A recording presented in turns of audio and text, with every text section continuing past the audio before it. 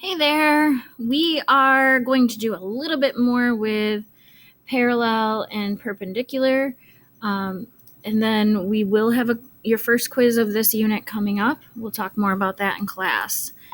All right, so it's important that we know our formulas. We've talked about quite a few already, so let's talk about them. We've talked about two different formulas for lines. You have the slope-intercept form, which is y equals mx plus b. And again, that's called slope-intercept form because you have your slope is m, not the x. It's found with x. And then your intercept, your y-intercept, is your b. The other equation that we just started working with is point-slope form because, again, you have a point. Here's the y and the x value, and then the slope is your m, just like the m in the other equation. All right, so those are the two formulas we're going to work with. Also, I want you to remember your slope formula, m equals y2 minus y1 over x2 minus x1, because sometimes they don't give you the slope. You might have to find it. Just a couple of quick things to align with the y-intercept b contains the point 0b. So what that means is if you have a line that's has a y-intercept of 2, that's the same as the point 0,2. And if you have a line that's hitting the x-axis at, say, -1, it contains the point -1, 0. That's all that's saying. All right, so it says write the equation of each line in slope-intercept form. So it's important that we know that it wants it to be in slope-intercept form. All right, which would be, it's the one with slope and y-intercept, y equals mx plus b. So you need the slope and the y-intercept to write it in that form. Well, this one's pretty straightforward. It tells you the slope and the y-intercept, put it together, y equals -3x plus 8. The second one, careful, it's backwards. The slope is 4, so y equals 4x, and then the y-intercept's -2 minus 2. Here, it did not give us either of those things, so we need to figure it out. The first thing we need is the slope. So our slope formula, remember, we can simplify y minus y over x minus x, xy, xy. So y minus y, I'm going to do 7 minus 3. You can do 3 minus 7. It doesn't matter. And since I did 7 minus 3, I'm going to do 0 minus 2. So we have 4 divided by -2, which is -2. There's your slope. Well, if we're doing slope-intercept form, we need to know the y-intercept. We don't have it, though. So what we're actually going to do, there's a couple different ways you can go about this. You can use your y equals mx plus b and plug in, but you can also use your point-slope form, and I'll show you both ways. You decide what you like. Actually, I'll just focus on the point-slope form for now. What you can do, all right, we know that our equation is going to be y equals -2x plus something, right? You could use this formula, all right? So you could say y equals mx plus b, and just pick one of the points. It doesn't matter which one. So let's say 0, 7. It really doesn't matter. This is your x, this is your y. So instead of y equals, if we just do 7 equals, instead of m, that's -2. Instead of x, that's 0 plus b. Then you can solve for b. So 7 equals -2 times 0 is 0, and 0 plus b is b. That's a pretty easy equation to solve. There's your y-intercept. So that's one way. So you take your y equals mx plus b, you have to find your slope and plug that in with your x and y from the point, and then solve for b. Method 2. Method 2 is just using your point-slope form. Since we have the slope in a point, why not use point-slope form? So y minus the y value in your point. I'm just going to use the 0, 7 again. So again, our slope is -2, which we found. Our point is 0, 7. So when we plug it in, it's y minus the y value in the point equals your slope times x minus the x value in your point. And now you would basically solve for y. Some people like this better as long as you're comfortable using this formula because you don't have to plug anything in or anything like that. So if I distribute, it's going to be y minus 7 equals -2x, and then that would just be 0. So we'll just write -2x.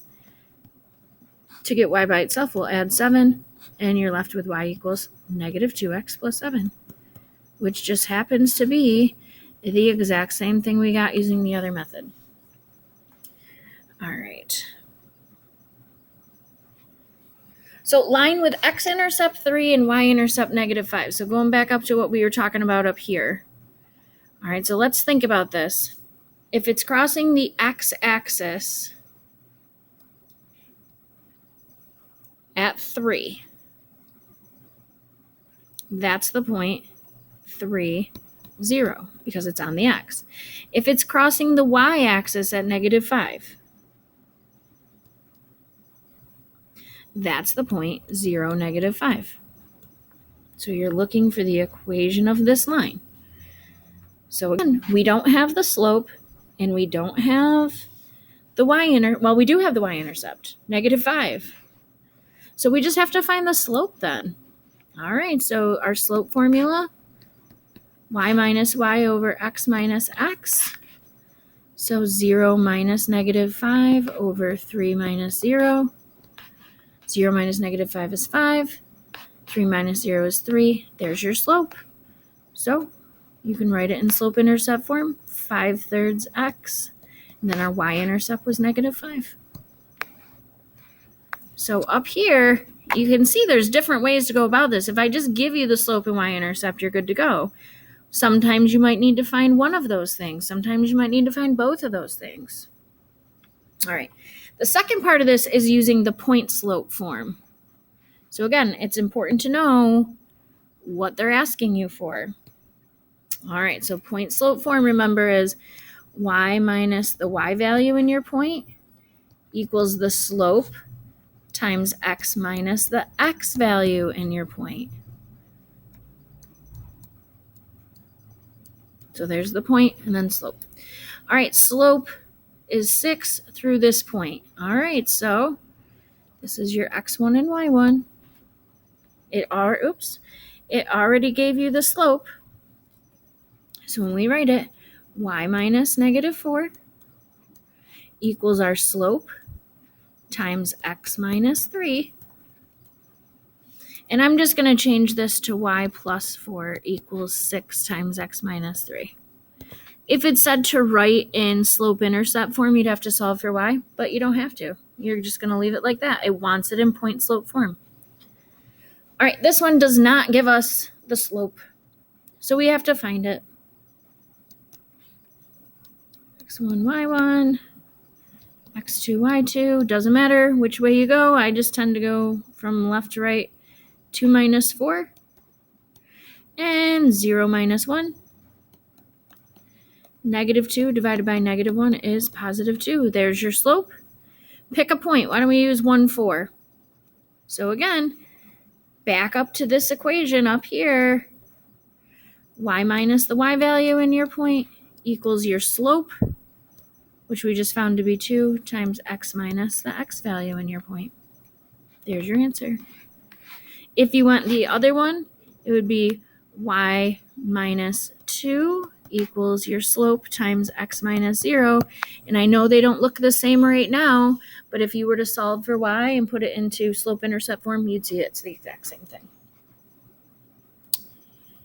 Okay, last thing I want to talk about. I know this is kind of a long video, so feel free to pause and come back to it. Parallel lines, intersecting lines, and coinciding lines. So parallel lines, remember, have the same slope, but a different y-intercept, so they both have a slope of 5. Intersecting lines just have different slopes, all right?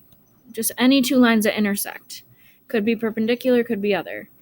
Coinciding lines, if you notice, these are exactly the same. So it's just another way of saying it's the same line. All right. And remember, perpendicular lines have negative reciprocal slopes. So if you see negative 2/5, the line perpendicular to that would be positive 5/2, and so on. So determine whether the lines are parallel, intersect, or coincide. Well, you got to look at them first. You got to find your slope y-intercept. Or my slope. So for this one, and each of these is an example. So here, we'll just call this one A, B, C. All right, this one's good to go. So your slope's 3, your slope's -3. Those are just intersecting lines.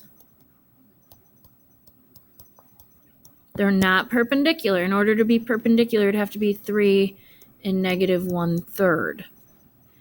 All right, this one, we need to solve to find our slope. So I'm going to add 4x to both sides. 2y equals 4x plus 16. Divide everything by 2. So y equals 2x plus 8, making our slope 2. Over here, you could go through and solve for y, or you might notice that's the point slope formula. Oops, what's going on here? So I can see right now that my slope is 2. But if you don't recognize that, that's okay. Distribute. So we have y minus 10 equals 2x minus 2. Add 10 to both sides. Y equals 2x plus 8. Well, look at what we have. Y equals 2x plus 8. Y equals 2x plus 8. They are coinciding lines. They're the same line.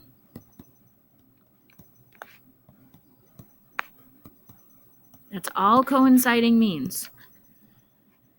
All right.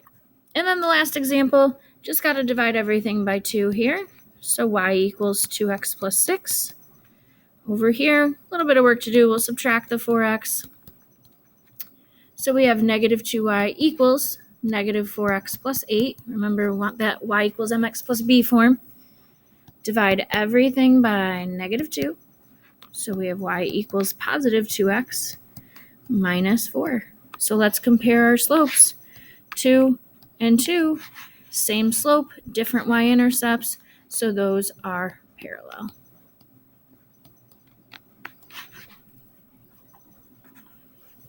All right, so let's see at the bottom here, using a graphing calculator, graph each system. Well, we're not going to do that because we don't have a graph to graph it on. So let's just talk about the slopes here. So the slope of this one is 1/2. The y-intercept's 1. The slope of this one is -2. The y-intercept's -3. We'll look at graphs later. What we're worried about is these two slopes, -2 and 1/2. You have flipped it and changed the sign, so they are perpendicular. Which, again, you could just use that sign. All right, y equals -2 and x equals -4. Let's just graph these quick. Y equals -2. If you looked in your calculator, you'd see a line going straight across at -2. That slope is 0 because you can make that into a z.